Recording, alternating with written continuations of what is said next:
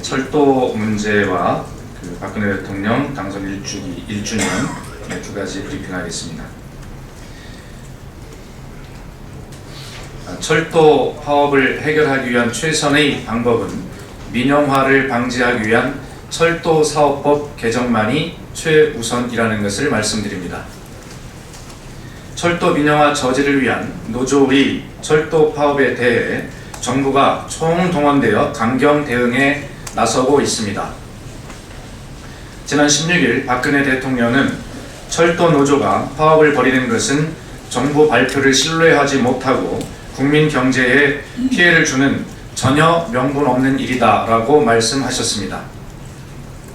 또 어제는 정홍원 국무총리까지 나서서 철도 파업을 불법으로 규정하고 엄정 대처하겠다는 방침을 발표하기도 했습니다. 이러한 철도 파업에 대한 정부의 강경 대응은 파업 사태를 해결하기는커녕 철도 노조의 반발을 강화하는 등 오히려 사태를 악화시킬 뿐이라는 것을 다시 한번 말씀드립니다.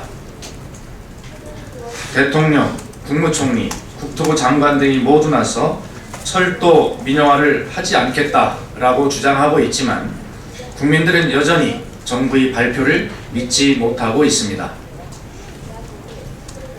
정부가 지금 해야 할 일은 말로만 민영화를 하지 않겠다라고 주장할 것이 아니라 국민이 믿을 수 있도록 행동하는 것입니다. 철도 민영화를 하지 않겠다는 정부의 발표가 진심이라면 철도 민영화를 방지하기 위한 철도 사업법의 개정 등 제도적 장치 마련에 힘을 기울여야 할 것입니다. 정부가 할 수 있는 최소한의 일도 하지 않으면서 말로만 민영화를 하지 않겠다라고 말을 하면 이 말을 믿을 국민이 과연 어디에 있겠습니까? 정부가 이 철도 민영화 방지를 위한 최소한의 장치인 철도사업법 개정을 수용하지 않는다면 이는 민영화를 하지 않겠다는 주장이 거짓말이라는 것을 정부 스스로가 입증하는 것이다 라는 것을 분명하게 말해둡니다. 철도 파업 사태 해결의 책임은 정부에 있음을 다시 한번 명백하게 밝힙니다. 오늘 새누리당은 박근혜 정부 1년을 자평하면서 슈퍼갑 야당의 한풀이성 대선불복 발목잡기 한 해였다고 말했습니다. 하지만 오늘 발표된 한 여론조사는 이 같은 주장과 정면 배치되는 민심의 흐름을 보여주고 있습니다. 한 여론조사 결과 박근혜 대통령의 국정 수행에 대한 부정적인 평가가 48.3%인 반면 긍정적인 평가는 44.3%에 불과해 부정이 긍정을 앞지른 역전 현상이 이 조사기관이 조사한 이래 처음으로 발생했습니다. 또한 박근혜 후보 투표 측만을 상대로 한 질문에서 국정원 댓글 의혹 사건에 대해 경찰이 사실대로 수사 결과를 발표했을 경우 박근혜 후보에게 투표했을 것이라는 의견은 10월 말 대비 5%포인트 하락한 반면 문재인 후보에게 투표했을 것이라는 의견은 4.5%포인트 상승한 결과가 나왔습니다.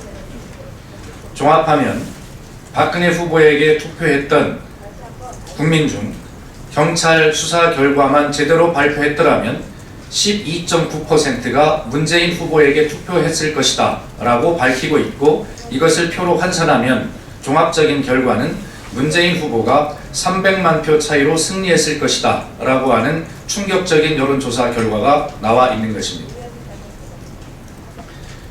박근혜 대통령이 당선이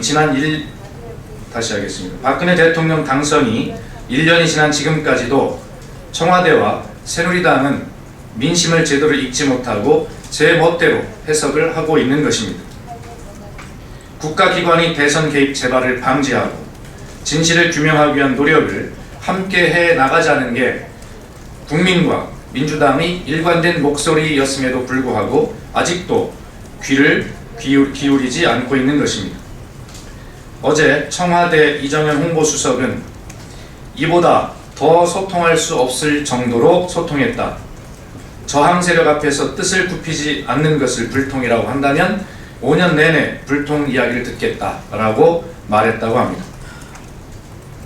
또 오늘 아침에는 새누리당의 핵심 당직자가 안녕들 하십니까? 라는 대자보, 이것이 야권 개입의 의심을 사기에 충분하다라고 하는 충격적인 발언도 했다고 합니다. 요즘 인터넷에 불통의 아이콘인 마리 앙뚜아네트를 패러디해서 마리 안통아네트라고 하는 말이 유행한다고 합니다.